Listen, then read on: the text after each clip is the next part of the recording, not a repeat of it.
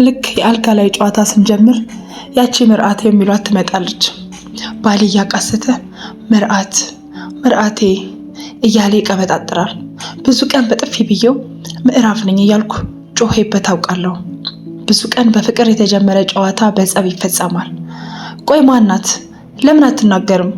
ከኔ የምትደብቀው ሚስጥር አለ እለዋለሁ።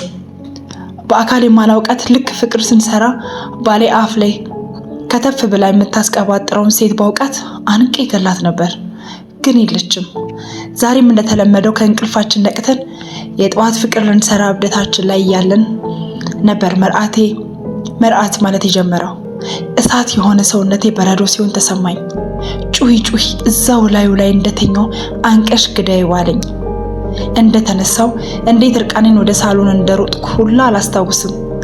እንባዬ መንታ እየወረደ ብቻ ቆይ ማናት በሌሊት እየመጣች ምትበጠብጠኝ? የማናት ምርዓት? ሌላ ሚስት አለህ? አላውቅህም ማለት ነው። በቃኝ። ከዚህ በኋላ የሰው ገላ አቅፌ መኖር በቃኝ። ጩኸቴን እየጨመረ ለቅሶዬ እየበረታ እርቃኔን እንዳለው ከቁም ሳጥን ውስጥ ልብሴን ማውጣጣት ጀመርኩ። አይገርምም? ምንም አላለም። ዝም ብሎ ያየኛል። ሲጨነቅ እንደሚያደርገው ፂሙን አስር ያሻሻል። ቀና ብሎ ሊያየኝ አልፈለገም። ድሮም መቃብር እንደሆነ አውቃለሁ።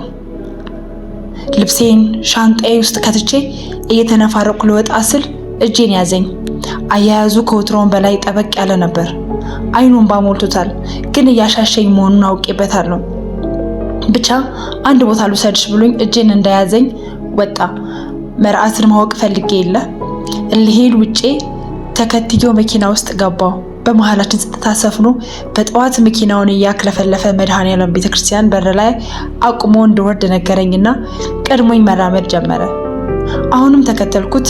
ትንሽ የተራመድን ስንመጣ የመቃብር ሐውልቶች እዚህም እዚያም ቆመው የሚታዘቡን መሰለኝ። ፈርቻለሁ። አሁንም ግን ሐሳቡ ምርዓት ጋር ነው። ምርዓት ማናት? ከእርምጃዎቹ በኋላ አንድ መቃብር ጋር እንደደረሰ ቆመና በረጅሙ ተንፍሶ ወሬውን ጀመረ። አፍቅራት ነበረ።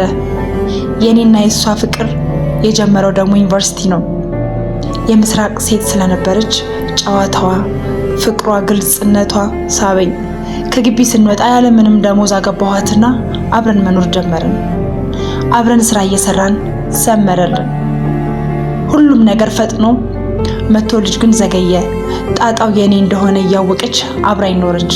በኋላ ግን ሰበብ እየፈለገች ስትወጣ በምክንያት ከዓይኔ ስትሰወር አምሽታ ስትገባ ለአልጋ ላይ ስሜታችን እንበዛም ስትሆን ጥርጣሬ ይገባኝ ጀመረ። ከዚያም ዝም ብዬ ተከተልኳት። የሚገርመው ጥርጣሬ እውነት ሆነ። ከአንድ ጎረምሳ ጋር ከሀገር ወጥታ ዓለሟን ቀይሳ ስትመለስ በዓይኔ ያየዋት። ያን ቀን ሁሉም ነገር እኔ ጋር በቃ። ሴት ጠላሁ። ብቸኝነቴን መረጥኩ።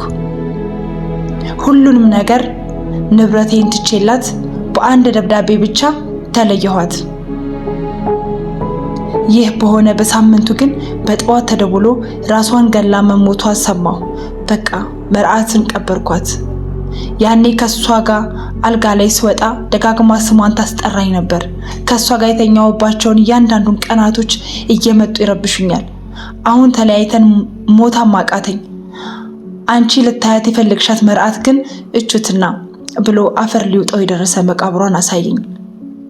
ለካሳውን አፈር ይበላዋል፣ ትዝታን ግን የቱ አፈር ያጠፋዋል? መርሳት የሚባለውስ ፍቅር ላይ ሲሆን አይሰራም እንዴ?